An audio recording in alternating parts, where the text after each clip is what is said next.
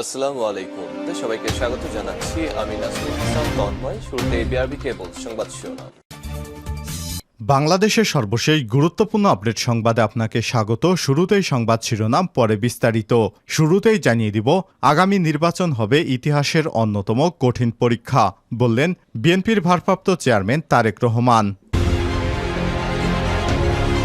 এরপর জানিয়ে দিব, যুক্তিসঙ্গত সময়ের মধ্যেই নির্বাচন দিতে হবে, বললেন জামাতের নায়েবে আমির। বাংলাদেশ জামাত ইসলামের নায়েবে আমির এবং সাবেক এমপি অধ্যাপক মুজিবুর রহমান বলেছেন, জালেমদের রেখে কখনোই সুষ্ঠু নির্বাচন হবে না। একটা যুক্তিসঙ্গত সময়ের মধ্যেই নির্বাচন দিতে হবে। এদিকে কোম্পানিগঞ্জে দুই গ্রুপের মধ্যে সংঘর্ষে আহত বিএনপি নেতার মৃত্যু। নোয়াখালীর কোম্পানিগঞ্জে উপজেলা আধিপত্য বিস্তারকে কেন্দ্র করে দুই গ্রুপের মধ্যে ভয়ানক সংঘর্ষের ঘটনায় আহত হয়ে হাসপাতালে চিকিৎসাধীন বিএনপি নেতা সাবেক ইউপি চেয়ারম্যান আব্দুল মতিন তোতা ৬৫ মারা গেছেন। তিনি কোম্পানিগঞ্জ উপজেলা বিএনপির যুগ্ম আহ্বায়ক ছিলেন। এদিকে সাবেক পাটমন্ত্রী গোলাম দস্তগীর গাজীকে কারাগারে পাঠানোর নির্দেশ। ৬ দিনের রিমান্ড শেষে সাবেক বস্ত্র এবং পাটমন্ত্রী গোলাম দস্তগীর গাজীকে কারাগারে পাঠানোর নির্দেশ দিয়েছে আদালত। জানিয়ে দিব, অধস্তন আদালতে বড় রদবদল। অধস্তন আদালতে বড় ধরনের রদবদল আনা হয়েছে। মোট ৮১ বিচারককে বদলির মাধ্যমে আদেশ দিয়েছে আইন বিচার এবং সংসদ মন্ত্রণালয়। এবং সর্বশেষ জানিয়ে দিব একটি ভয়ানক সংবাদ, ৫ তারকা হোটেল ইন্টারকন্টিনেন্টালেও ছিল আয়নাঘর। ঢাকার সবচেয়ে বিলাসবহুল ৫ তারকা হোটেল ইন্টারকন্টিনেন্টালে সাবেক শেরাটন হোটেল, ভেতরে ছিল আয়নাঘর। সেখানে নির্যাতন করে কর্মচারীদের চাকরি থেকে ইস্তফার চিঠিতে স্বাক্ষর দিতে বাধ্য করা হতো। গতকাল Dhaka reporters unity DRU Sagar Runi মিলনায়তনে সংবাদ সম্মেলনে হোটেলটির চাকরিচ্যুত ব্যক্তিরা এ অভিযোগ করেছেন। চাকরিচ্যুতদের পক্ষে নুরুজ্জামান বলেন, রাজধানীর শাহবাগে অবস্থিত ৫ তারকা হোটেল ইন্টারকন্টিনেন্টাল এর ভেতরে ছিল আয়নাঘর। সেখানে কর্মচারীদের নির্যাতন করে চাকুরি থেকে ইস্তফা চিঠিতে স্বাক্ষর দিতে বাধ্য করা হতো। অনেকেই নির্যাতনের পর ডিবির হাতে তুলে দেওয়া হতো। কোনো কর্মচারী ন্যায্য পাওনা চাইলেই নেমে আসতো নির্যাতনের খড়গ। কোনো কর্মচারী ৩ মাস থেকে ৬ মাস পর্যন্ত বেতন ভাতা পাচ্ছিলেন না। হোটেলটির দ্বিতীয় তলায় প্রশাসনিক ব্লকে ওই নির্যাতন কক্ষ বা আয়নাঘর রয়েছে। প্রতিষ্ঠানটির এমডি জিএমএইচআর ডিরেক্টর সহ অন্যান্য কর্মচারীদের নির্যাতনের সঙ্গে জড়িত ছিলেন। প্রিয় দর্শক, এতক্ষণ শুনছিলেন সংবাদ শিরোনাম, এবারে বিস্তারিত। তবে তার আগে বন্ধুরা, অনুরোধ থাকবে এই সংবাদটিতে একটি লাইক দিন।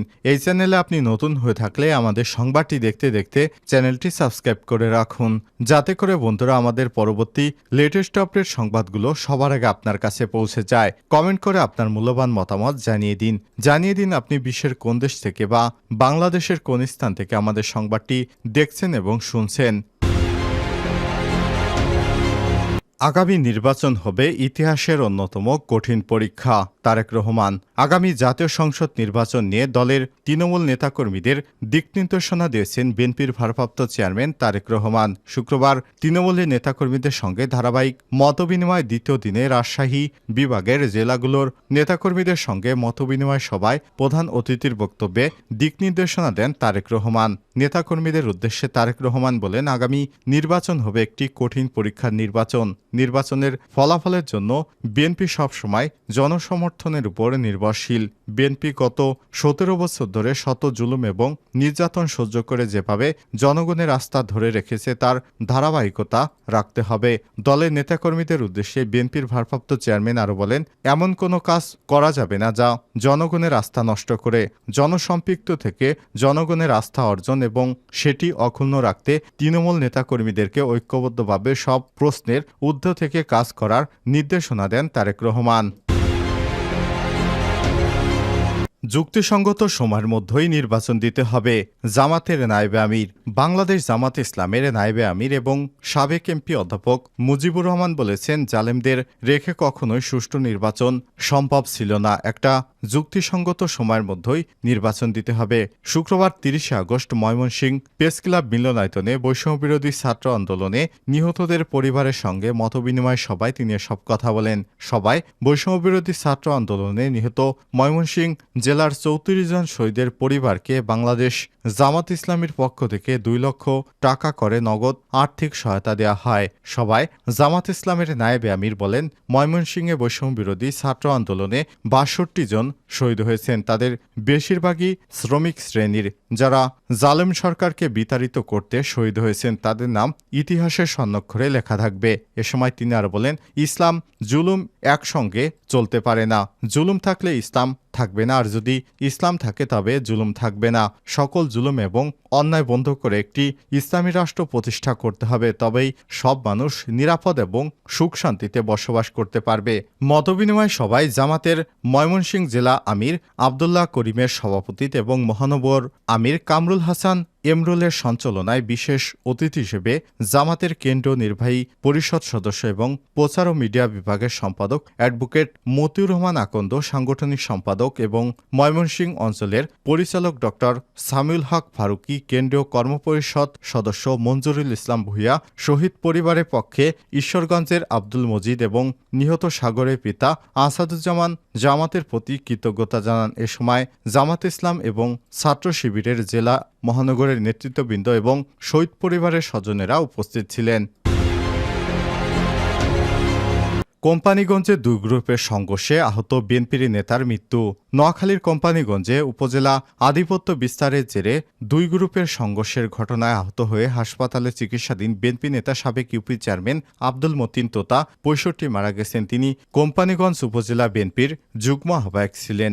শুক্রবার বিকাল ৩টায় রাজধানী ধানমন্ডিতে পপুলার হাসপাতালে চিকিৎসাধীন থাকা অবস্থায় তার মৃত্যু হয়। এর আগে গত ২৭ আগস্ট মঙ্গলবার রাতে উপজেলার চরএলাহি ইউনিয়নের আধিপত্য বিস্তার নিয়ে বিএনপির ২ গ্রুপের মধ্যে সংঘর্ষের ঘটনা ঘটে। ওই ঘটনায় বিএনপি নেতা আব্দুল মতিন তোতা গুরুতর আহত হয়েছিলেন। আহত অবস্থায় তাকে নোয়াখালী থেকে ধানমন্ডির পপুলার হাসপাতালে ভর্তি করা হয়েছিল।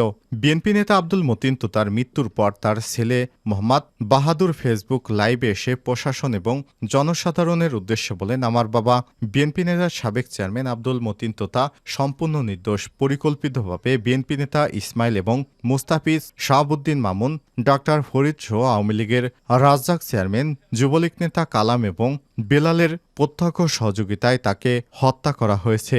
এরা সবাই আমার বাবার মৃত্যু সংবাদ পেয়ে এলাকা থেকে পালিয়ে যাচ্ছে। তাদেরকে আটক করে প্রশাসনের হাতে সোপর্দ করুন। কোম্পানীগঞ্জ থানার ভারপ্রাপ্ত কর্মকর্তা ওসি প্রণব চৌধুরী জানান, বিএনপি নেতা আব্দুল মতিন তোতার মৃত্যু সংবাদ পেয়েছি, তবে এই ঘটনায় এখনও অভিযোগ আসেনি। অভিযোগ পেলে আইনগত ব্যবস্থা গ্রহণ করা হবে।